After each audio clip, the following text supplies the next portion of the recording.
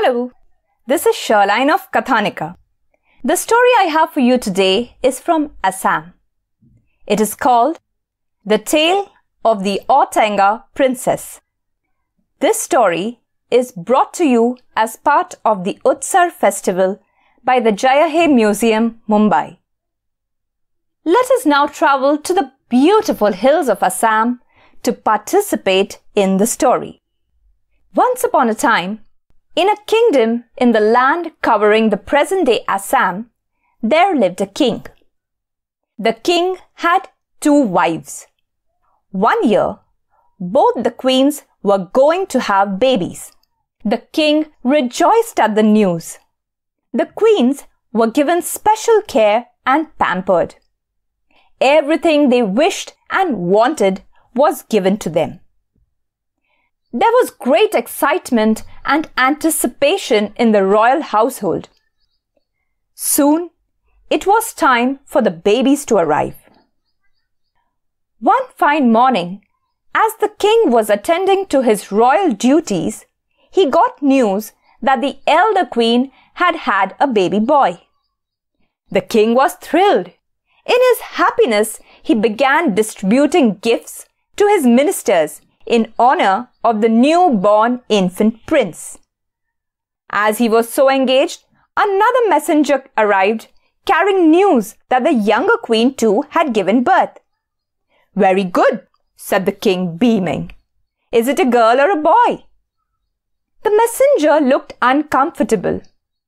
"Your Majesty, you better come and look for yourself," said the messenger mysteriously. The king set off to visit the younger queen immediately. In the younger queen's chamber, on the royal bed, lay the younger queen, and by her side lay not a human baby, but a bright green Ow Tenga fruit. "Ah!" gasped the king. "What's this?" The younger queen looked bewildered. "I have no idea, Your Majesty, how this came about," she said helplessly, bursting into tears. "Well, never mind," said the king. "Maybe next time we will have a human baby." The younger queen was very sad and heartbroken. She picked up the Ow Tenga fruit, walked to the window, and threw the Ow Tenga fruit onto the rubbish heap. That night, when the younger queen lay down to sleep, she was surprised to find something pushing against her side. The younger queen looked at her side and was astonished to find the Ow Tenga fruit. "I thought I threw you out, didn't I?" said the younger queen. The younger queen picked up the Ow Tenga fruit, walked over to the door, and tossed it once more onto the rubbish heap. The younger queen then went back to her bed and lay down to sleep. In the morning, when the younger queen woke up, there was the Ow Tenga fruit in bed with her once more. This happened each and every day. The younger queen would toss the Ow Tenga fruit onto the rubbish heap, and the Ow Tenga fruit would roll right back and come to her. Everywhere in the kingdom, people were whispering amongst themselves about this strange happening. The younger queen was very sad and ashamed, but she could do nothing. This went on for several years. One summer morning, the prince of a neighboring kingdom was fishing in the river when he witnessed a strange sight. The prince saw an Ow Tenga fruit roll out onto the steps of the bathing ghat. The prince thought it odd that an Ow Tenga fruit was rolling all by itself near the river. He was wondering where it could have come from. Curious, the prince hid himself and watched.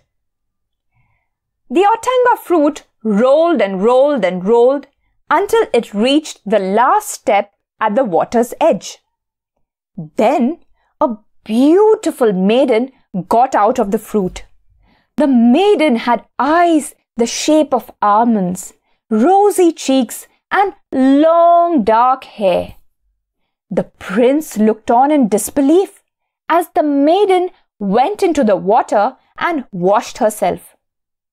The maiden was so beautiful, she made the whole area bright with her presence. After a nice bath, the mysterious maiden got out of the water, dried her hair in the sun, and re-entered the Ow Tenga fruit. The Ow Tenga fruit then began rolling away. The prince was very much intrigued by all that he saw. He began following the Ow Tenga fruit, keeping a safe distance. The Ow Tenga fruit rolled and rolled and rolled all the way to the palace and into the chamber of the younger queen. The prince was smitten by the beauty of the maiden. The prince left his fishing rod at the river then and there and returned to the palace in haste. The prince went straight to the roghar and shut himself up.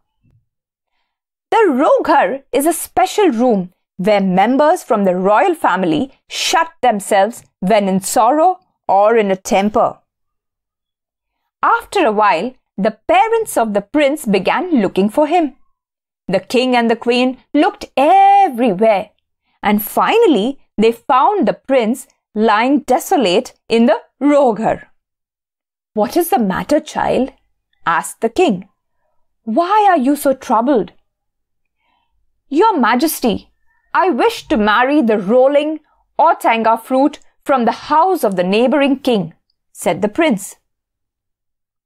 The king and queen were familiar with the story of the younger queen and the rolling Ow Tenga fruit. "But that is impossible," boomed the king.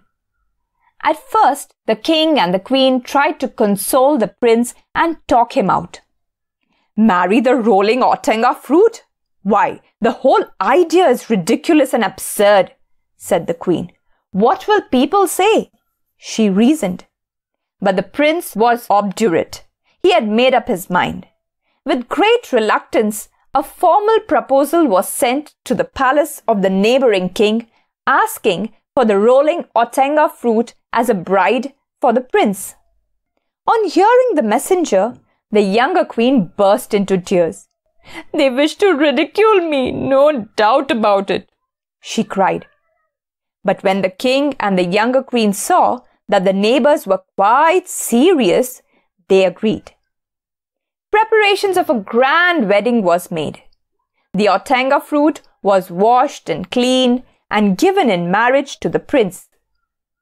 The wedding ceremony was performed in the manner of all royal marriages, and the prince brought his strange bride home. The prince carried the Ow Tenga fruit to his bedroom that he was to share with his wife. That night, dinner was sent up to the prince's bedroom. The prince enjoyed the lavish meal and left a portion of his food on the plate as was his habit. After his dinner, the prince lay down to sleep and fell into a deep slumber. While the prince was asleep, the maiden came out of the Ow Tenga fruit. She hungrily finished the remainder of the meal on the plate and re-entered the fruit. When the prince woke up the next morning, he was astonished to find his plate empty. Not a single morsel of food was left behind. The prince was puzzled and could not fathom the mystery. The prince could not understand why the maiden of the Ow Tenga fruit would not show herself to him. Over time, the prince became depressed and thoughtful. That day, an old beggar woman came to the doorstep of the palace. Finding the prince seated all alone, lost in his thoughts, the beggar woman begged of him for a handful of rice. The prince absently got her some rice and returned to his thoughtful silence. Seeing this, the old beggar woman asked the prince, "My child, why are you so sad? You have brought a wife home, How is it that we have not seen her? She is now the daughter of our tribe. We are anxious to see her." Hearing the gentle tone of the beggar woman, the prince decided to unburden himself of his sorrow and related the whole story of his marriage to her. After listening to the strange tale, the old woman said, "My child, it is your own princess who is inside the Ow Tenga fruit. Listen, and I will counsel you. Burn a bright fire with paddy husk inside your bedroom tonight, and keep with you a bowl full of rice mixed with mashed beam-coal banana and curd. Go to your bed and begin to snore as if you are sound asleep.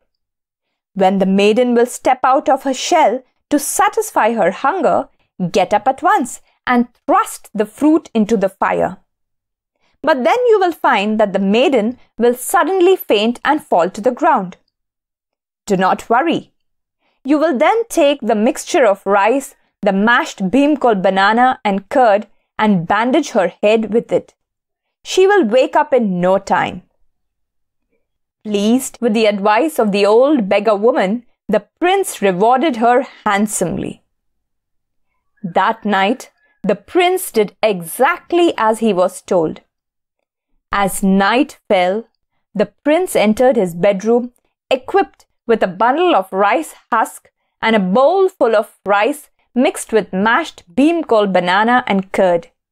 He set the bowl on the floor, took the dry rice husk and made a fire.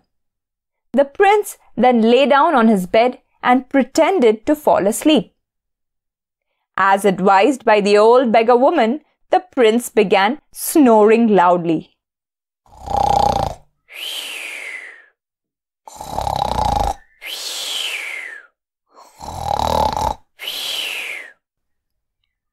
The maiden of the Ow Tenga fruit, taking the prince to be asleep, stepped out of the fruit.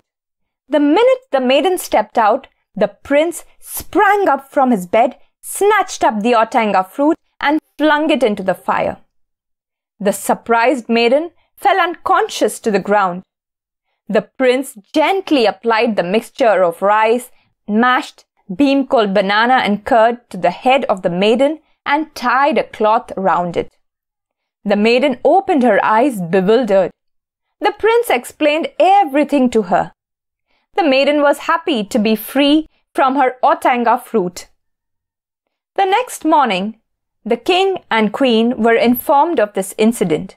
They were overjoyed to see their pretty daughter-in-law. Word was sent to the girl's parents, the other king and queen, who came in great haste to see their daughter. The prince and princess were married once more with great pomp and splendor. A grand banquet was given in celebration, and everyone in the kingdom was happy. And that, my dear friends, is the tale of the Ow Tenga Princess. I hope you enjoyed the story. If you did, don't forget to subscribe to our channel and share this beautiful story with your friends. Thank you.